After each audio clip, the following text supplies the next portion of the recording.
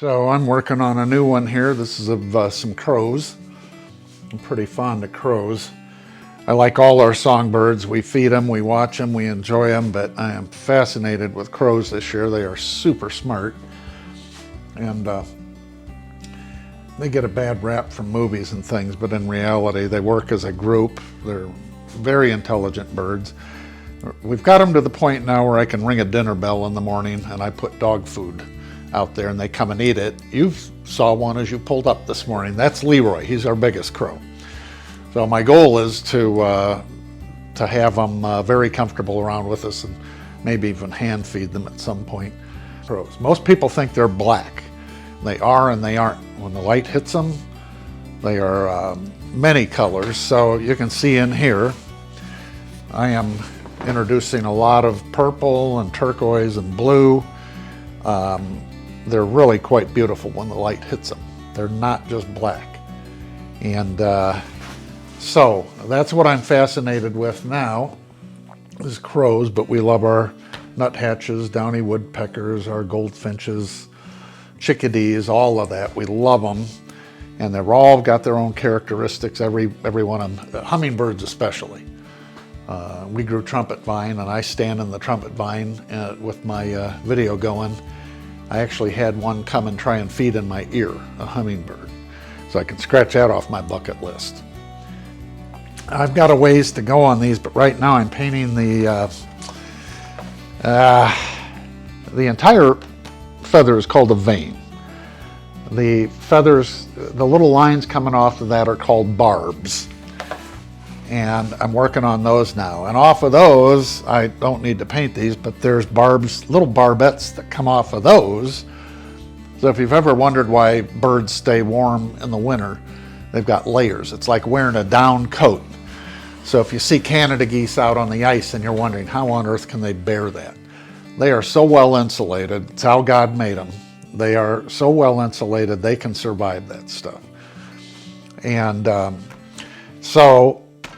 these crows will hang out all winter. I'll feed them, and they'll weather a winter just fine. So I will go into layers of detail in these feathers, and then making sure I keep these different colors. That's the point of this painting, showing how beautiful a crow is. They're not just black blobs. They are iridescent. They reflect what's around them. So if the sky is blue, you're going to see blue in the feathers. So that's what I'm doing with this one here. Now, right, so as I said before, this paper is not what I'm used to. It allows me to really keep moving the paint around. So I'm going to do, since branches, they look best if they're very organic and don't look like overworked. So I'm going to get this area here wet. Right here, I'm going to paint just basically with water, get that wet, and then I'm going to dab in. I want some more brown in there, so I'm going to get some dark brown, Van Dyke brown to be specific, and I'm just going to dab that in there and let the paint do the work. There's a quote I always use when I teach watercolor, and I think most watercolor artists would agree with it, that you don't master watercolors, you reach an agreement. And that's what I'm trying to do here, is reach an agreement with watercolor, meaning I'm going to kind of get them involved, but then let them do their own thing. When you begin to over-control watercolors, you no longer have a watercolor painting, you've got an architectural rendering. I'm going to dab in a little more color, and because this artboard lets me do that, it lets me keep moving it around for a little while, I'll take advantage of that. The stuff I usually use and have been using for decades, it dries quickly, so I can paint an area and move on. Well, this allows me to paint in layers and come back and add layers and things. So what I just did here, since this is the bottom of a limb and my light source is from the top, I'm painting my cast shadows from the crow here and the bottom side of this branch. Anything that's not being hit by the light source from above is going to be dark. So that's what I'm in the process of doing here. Now I wanted to keep the background very simple, so